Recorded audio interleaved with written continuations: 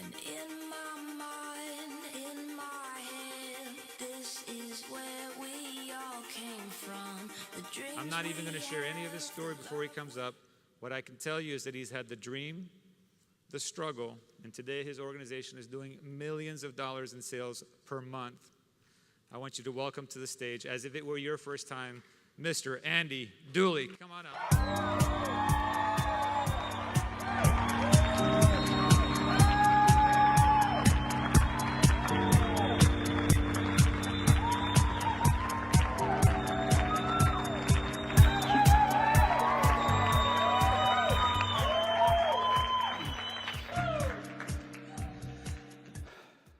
January 2nd, 1998. I am 10 years old, standing in line to buy milk in Albania. 5 o'clock in the morning. My dad had been there in line for 3 hours. So I came there so he could go back to work. And I was there for several hours. And I was 3 people away when the cashier said there is no more milk. People left. I had a young sister at home, 1-year-old, and I remember just in tears asking her, "It's got to be another bottle. There's got to be some more milk left." She said, "No, sorry." I remember standing in line to buy bread, and most days the truck did not even come with bread. I remember most nights going to bed hungry. We didn't have running water 24/7. We didn't have power 24/7 that we so take for granted here. The shower you took this morning, we had water 2 hours in the morning, 2 hours in the evening. The power, hot or cold, we had electricity just a few hours a day. And if anybody complained because of the harsh regime, because of communism, they would kill your whole family. So forget about complaining. You couldn't even think about it. The whole country was very isolated. As a kid growing up, I heard of this thing called the American dream. And in Albania, we did not have the Albanian dream. And we're across the beach from Italy and Greece, and I never heard of the Italian dream or Greek dream. So I begged my dad. I said, "Dad, please help me get to America." I begged him. I said, "Dad, if you help me get there, if you give me a chance, I will pay you back. I will help the family. I will help support you guys." April of '98, I applied for a visa. Over 50 people applied that day, and only 3 people got it. And I was one of the 3. Yeah. I think God had a plan. So I came to the States. My plane landed in Atlanta, Georgia, big airport. It seemed like the airport was bigger than my small town. And I went to a McDonald's, go figure that. And as soon as I landed, I was hungry, I was thirsty. And I went there, and the lady, I did not speak any English, nothing. The lady there did not understand what I was trying to say, so she kind of blew me off, and I turned around, and I thought, what's another day going to bed hungry and thirsty? Embarrassed, just left. And came to the dorms, learned English. I figured if I want to be immersed in the culture, I have to learn the language. A few months later,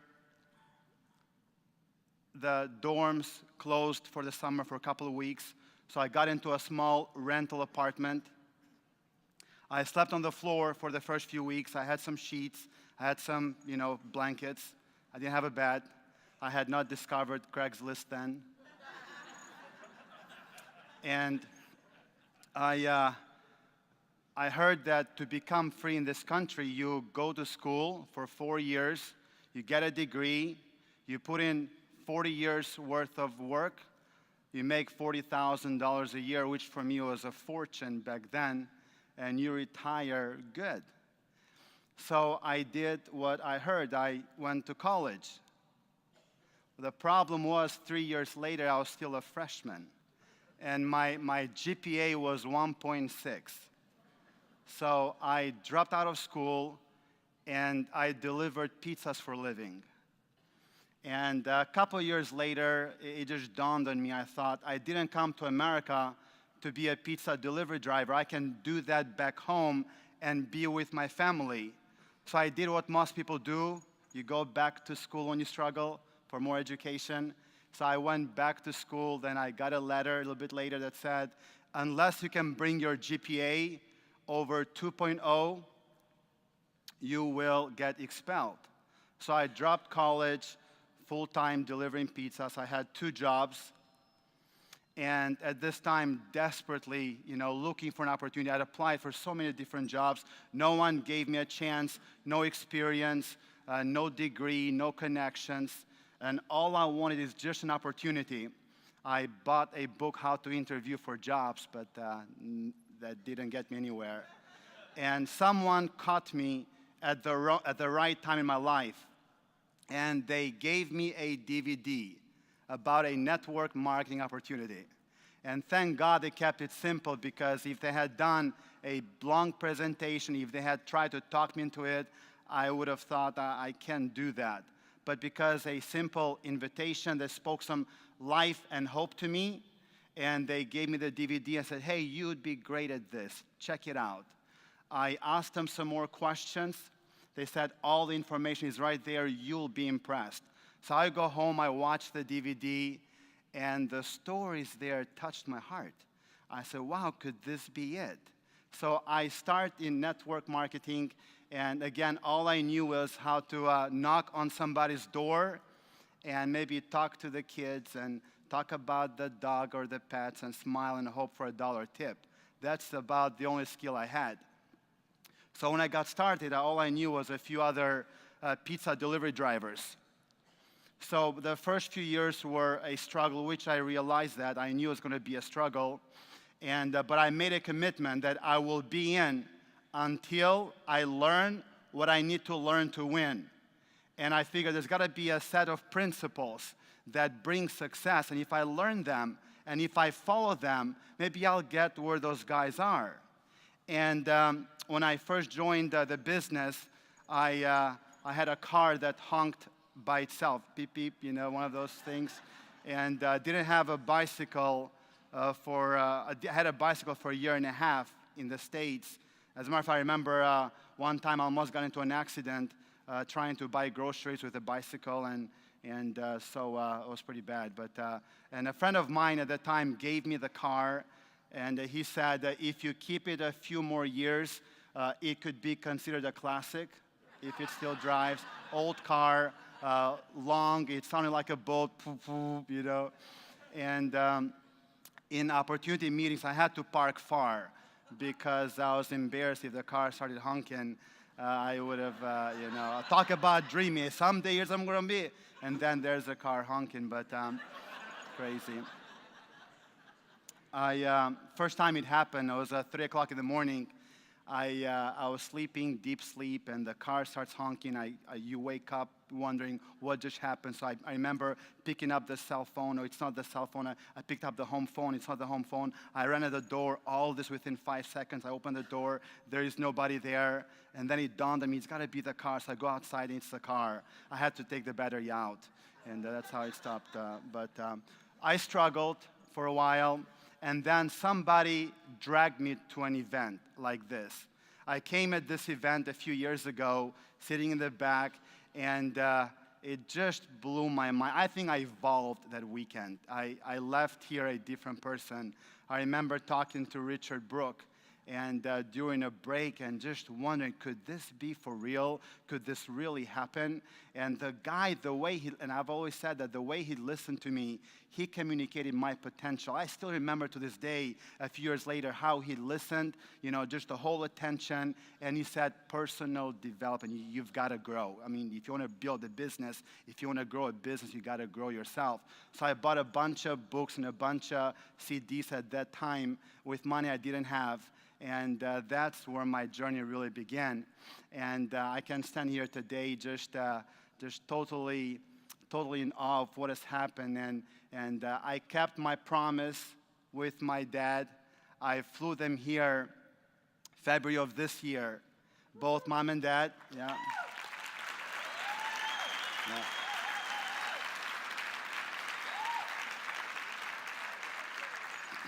I flew them to the States. I took them across the country, 6 weeks vacation, coast to coast, 5-star resorts, everything. And then at that last evening, I told them the whole journey. I told them the whole story. I took them to that first apartment. I said, here's where I first lived, and then here's my second apartment, and here's the college I tried to attend, and here is my first job. Here is the area where I delivered pizzas, and just the whole journey. At the end of the day, at the end of the whole thing, my parents were both in tears. And Dad looked at me in the eye and said, son, I'm proud of you. Great job.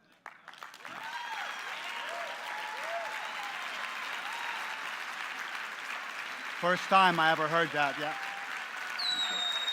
Thank you.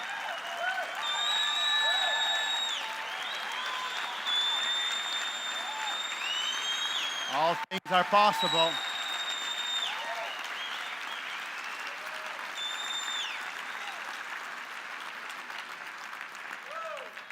I flew them back again a week ago. I'm taking them to the Caribbean.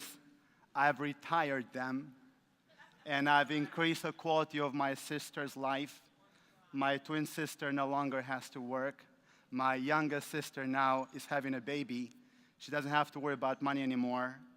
And I'm sharing with you the story to let you know that if it can happen for an immigrant who started broke with no English, no network, no skills, nothing, if it can happen for me, it can truly happen for every single person in this room.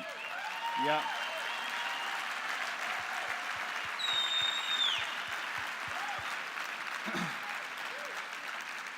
In closing, how can you go from crisis to comfort?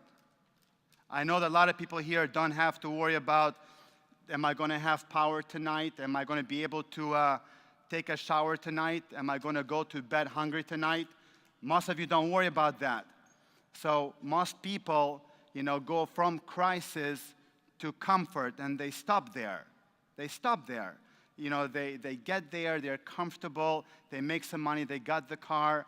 Few people go from comfort to extraordinary, to true freedom, to wealth. Not just about money, but to true wealth.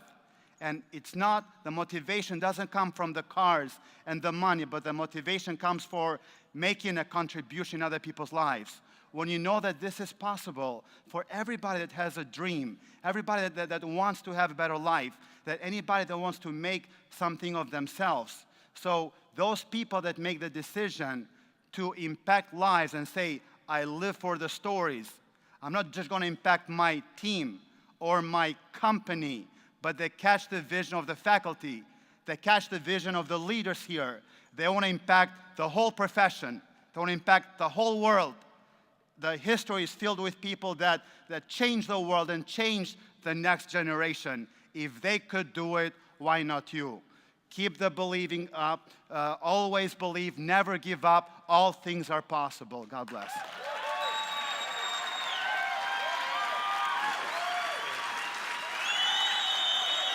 Congratulations. Thank you. All right, Mr. Andy Dooley.